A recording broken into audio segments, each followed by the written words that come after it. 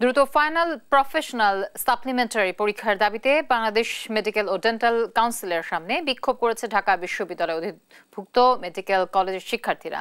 বুধবার সকাল থেকে বিএমডিসির সামনে এই বিক্ষোভ কর্মসূচি করছে শিক্ষার্থীরা। তাদের দাবি, 2বার রুটিন দিয়েও পরে পরীক্ষা পিছিয়ে দেওয়া হয়। এতে পড়াশোনার ব্যাঘাতের পাশাপাশি পিছিয়ে পড়ছেন অন্যান্য মেডিকেল কলেজের শিক্ষার্থীদের থেকে। এর ফলে ক্যারিয়ারে দীর্ঘমেয়াদী জটিলতায় পড়ছেন তারা। শিক্ষার্থীরা আরও জানান, 2018-19 সেশনের শিক্ষার্থীদের ফাইনাল পরীক্ষা নিয়ে এমন গড়িমসির কারণে প্রায় 1200 শিক্ষার্থী 1.5 বছর পিছিয়ে পড়েছে। এ সময় মার্চের মধ্যে পরীক্ষা নেয়ার দাবি জানান তারা।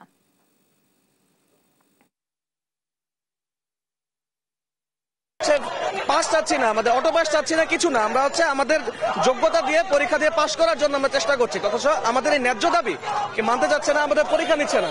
এখন আমরা এসেছি বিএমডিসি প্রেসিডেন্টের সাথে দেখা করতে। বিএমডিসি প্রেসিডেন্ট আসেনি, আমাদের খবর শুনে তারা আসেনি।